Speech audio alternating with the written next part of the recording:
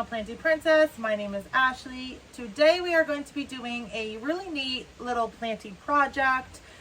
I have this huge Monstera that I actually split in half in one of my earlier videos and gave to my mother. Well, she had brought it to her place of work. She works in a dental office and it is getting so large that we kind of need to tame it and control it going upwards. Since it's so big and since they get so big, they get so heavy, I felt like we needed a little bit more than just a moss pole. So we decided to go with a ladder. This was a 24-foot ladder that we cut down probably to about 4.5 feet. We ended up having this in our garage, but a good place to find these is on Facebook Marketplace. They go for 10, 15, 20 bucks. So they're relatively inexpensive.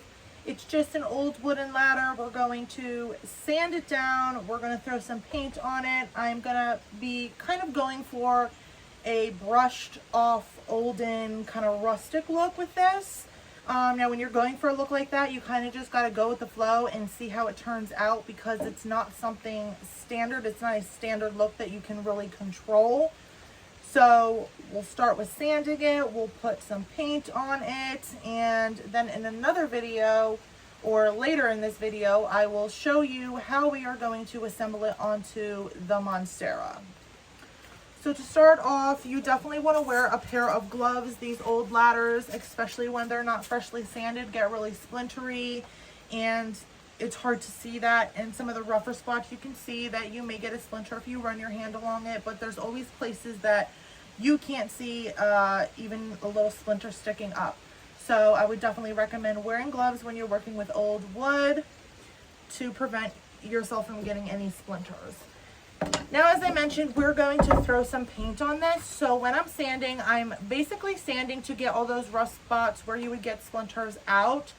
But I will also be sanding some of the lumps of paint off, but I'm not going to completely remove all the paint, especially because I'm going with a black color. So the dark color will really cover most of that up. If you are going to make something like this and you're going to stain it, if you choose to stain the wood rather than paint it, you do want to make sure you fully sand this down. You want to remove any blemishes, paint, any lumps. Always make sure either way you get those splinter rough spots out. But again, I am just going to pretty much do a quick sand because I don't need to do that extra work since I am not going to be staining the wood. So we'll get started getting this sanded. I am going to start with a 40 grit piece of sandpaper.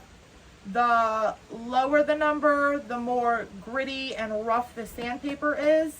The higher the number, the more smooth it is. So to start, I definitely want that rough sandpaper to get all this crazy stuff, the paint, the chunks of paint, the clumps, the rough spots where you get splinters. I definitely need this extra grit to remove all that, and then I will go with a lower number, or a higher number rather, for a lower grit, like a 100, to smooth it out and kind of finish it off. Also, if you have high allergies or you're allergic to any types of dust, you definitely want to make sure you wear a mask. I'm outside, and I'm not really allergic to much, if anything. The dust isn't going to bother me, but that's just a quick reminder.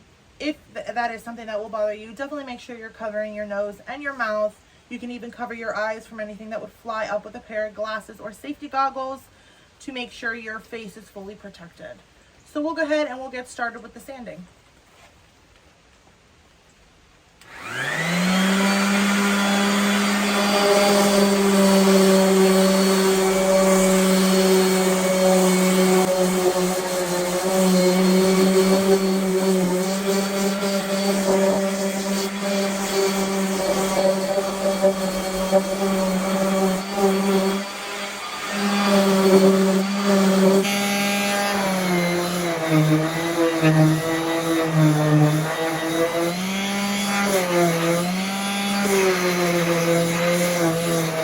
So here it is. It is all finished being sanded down. We got nearly all the paint off. You could see the inner part. It was definitely all covered with crazy clumps of paint, and that is all gone. It's smoothed out. We have no more splintery spots, so it's nice and smooth. And now we are going to take a microfibric cloth to kind of just dust off all that extra dust that lies on the surface after you're done sanding before we go ahead and apply our first coat of paints. Okay, so as I just mentioned, we are going to be using a microfiber cloth to just kind of wipe down all the edges to get all this leftover dust and sand particles off. That way when we're ready to paint, it doesn't get inside the paint or dry in the paint, because then it looks a little weird and it looks bad and it doesn't dry nice. It'll make it have like a grainy texture to it, which we definitely don't want. So you definitely want to make sure you, even if you're wiping it with a damp paper towel, regular towel, anything, just to get a blower, just to get all the dust that is remaining left on. And you can see that there definitely was a lot of it, and I only did half the ladder. So you definitely want to make sure you don't skip this stuff.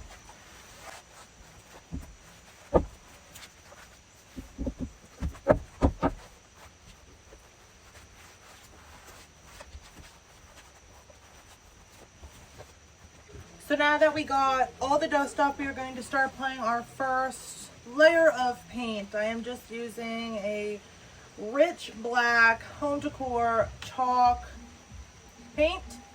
I am going to dry brush it on, which means I'm going to basically pour a little bit of the paint in a corner here, just kind of nearly just get the tips wet rather than getting like the sides, because I'm not trying to smother it on.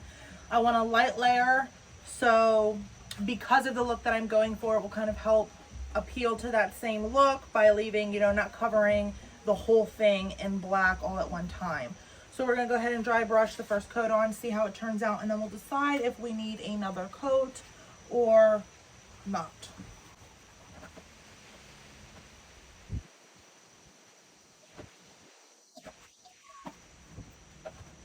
So I'm just going to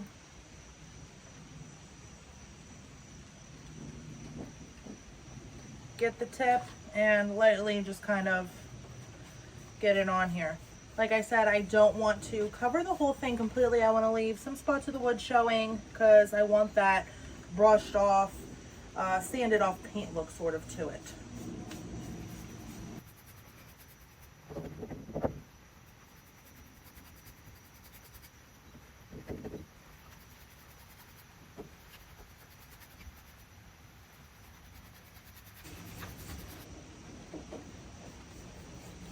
What's nice about when you dry brush, like over here I got a little bit heavy. You sometimes go in and sand some of the paint off after it's finished, so it doesn't need to be perfect. And also with the look that I'm going for, it's not a perfect look. I want it to look old, I want it to look rusted. So I mean, really, however it turns out, I'm sure it's going to look exactly how I, you know, the look I would like it to look, the look I would like it to have.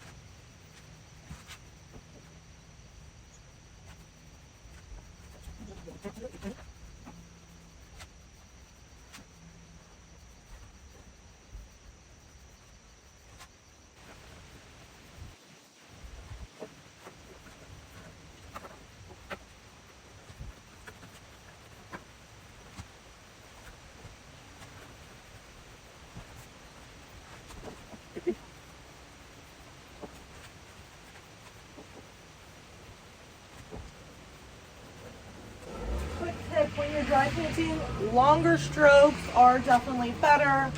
They make for more of a, you know, broken through look through the paint instead of getting these like heavy splotches of paint.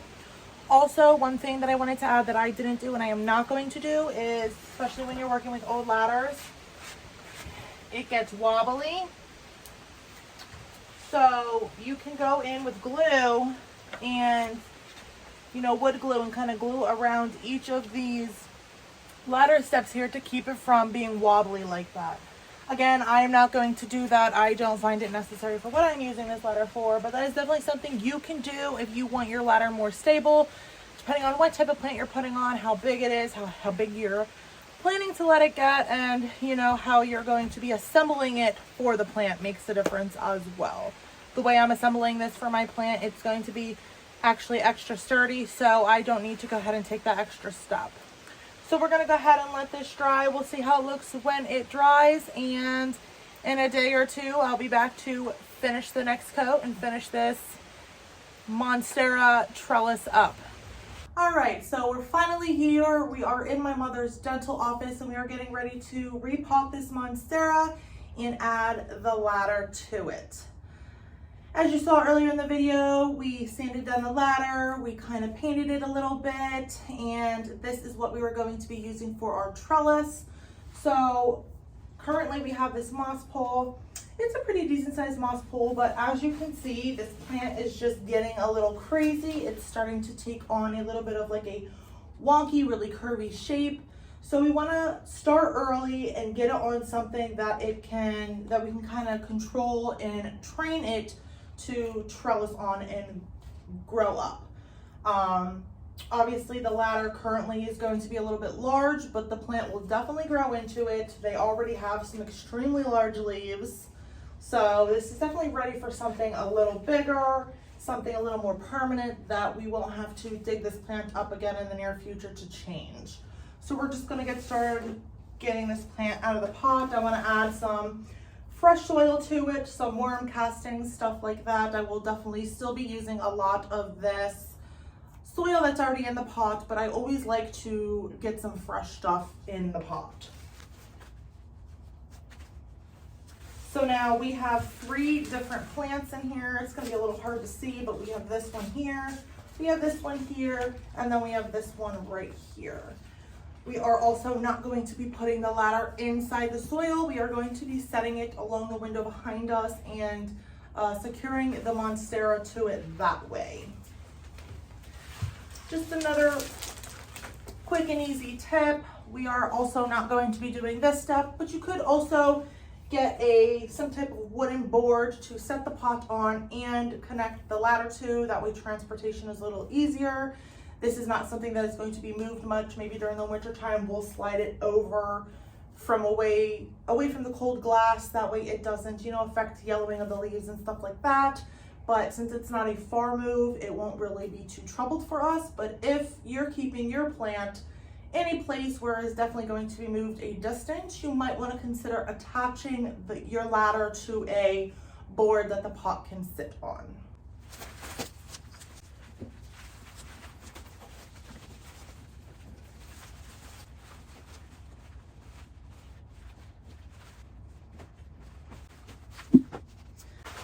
As you may have noticed, I fast forwarded through this part, but the roots were really starting to get stuck along the inside of the pot. If you can see that, maybe a little bit on the sides there.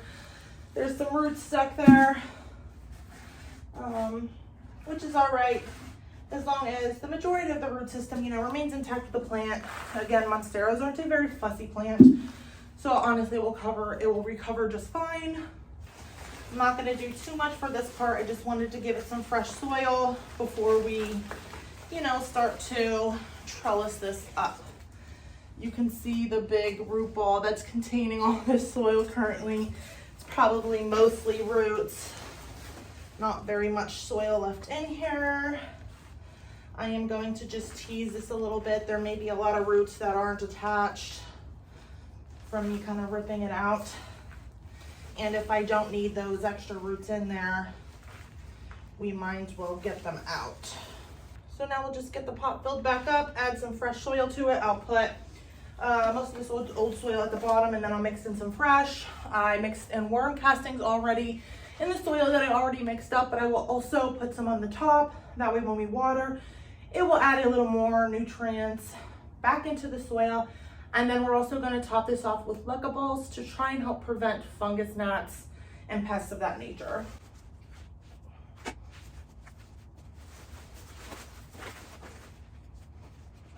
Now this big long root here, this is an aerial root. You can leave it, you can cut it off, or you can put it into the pot. I'm going to put this one into the pot. Aerial roots is normally what attaches itself to the ladder, but because this one is already so large, I'm going to let it turn into a root that feeds it, and it will start growing itself some new aerial roots to attach itself to the ladder. When I'm placing these in here, I'm gonna try to place them in the manner that I want them to face and, you know, climb. It will make it a lot easier to start to train it and get it around that moss pole.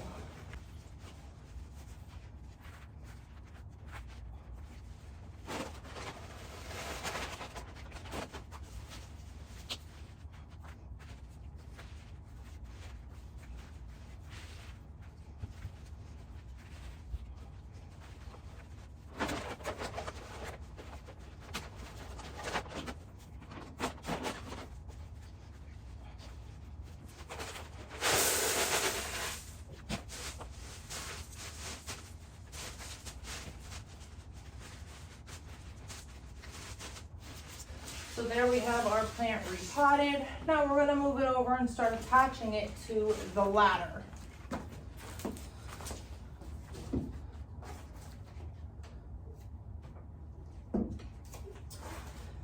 By the way, I left the ladder exactly how it was finishing off earlier in this video. I said I may, you know, do some extra steps to it. I decided that I liked it just the way it was when it dried, so I did not add anything else to it, and I did not sand it anymore. Sometimes when you're trying to achieve this, you know, kind of rubbed off rustic look, if you have too much paint in certain spots, you can take a sander to it to kind of like even it out and get it like looking like the paint sort of wearing. But like I said, I did not do any of those additional steps because I really liked the way the ladder turned out. So I'm now going to place this in front of the ladder. I'm going to kind of do it as close to the ladder as I can. And then I'm going to start trellising these up. I have some green tape that I'm going to use. And this is just, you know, your standard plant tape that you use on any plant. It's the Velcro plant tape. I really do like this stuff. It works very well. Plus it kind of looks, it makes it look a little nonchalant. You don't really notice it very much. And I like that. So first thing we're going to do is measure around the ladder to make sure I cut the tape pieces the correct size. You want your tape pieces to be large enough that it's going to fit the plant around the pole, but you don't want to suffocate the plant either. But you also do need to make sure you have, you know, that they're tight enough, that way it holds it nice and secure. So I'm going to just go ahead and cut a couple pieces of these real quick so they're all ready to go.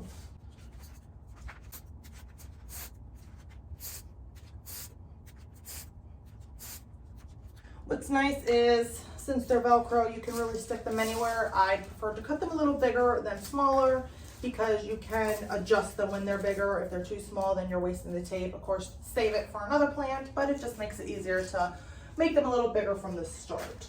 So we're going to start this one right here. It's kind of just going to lay down until it grows a little bigger. Actually, I am going to attach this one stem right here. That way it can start to learn that it's going to be climbing upward. There is not a node on this stem, so it will not attach, but it will hold the weight of this plant up until the node part of the stem gets longer and is able to attach.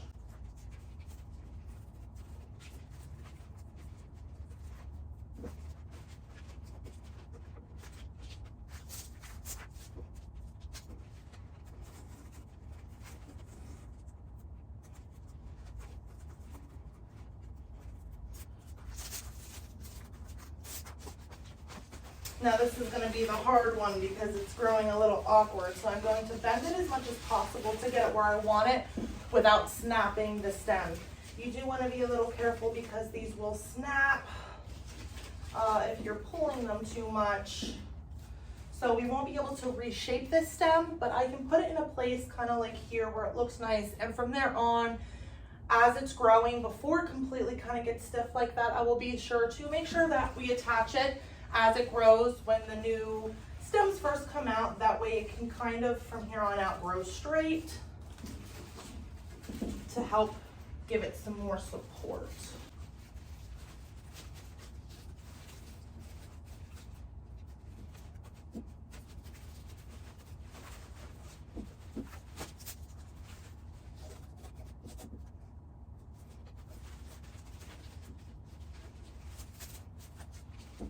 And then I'm just going to take some of these stems from this awkward one that are kind of just flowing forward and attach them to kind of help it maintain a nice shape and also hold it in place.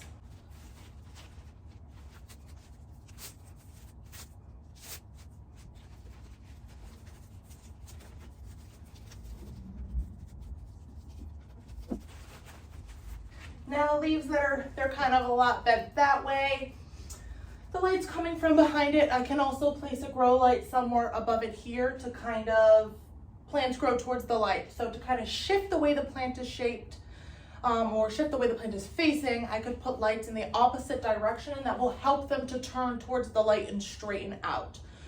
So I'm liking the way this looks so far. I think the ladder turned out really nice. Let me give you guys an overview of how this looks, and that will finish it up. So as you can see, we're all finished up here. We have our ladder all finished up, our beautiful Monstera Deliciosa trellising up it. We have plenty of length left for it to grow. It is going to start to get a nice shape and climb up this ladder. It will eventually produce aerial roots, and since it's wood, it will be able to attach itself to that wood and stick on by itself, as well as with the help from the support from the tape.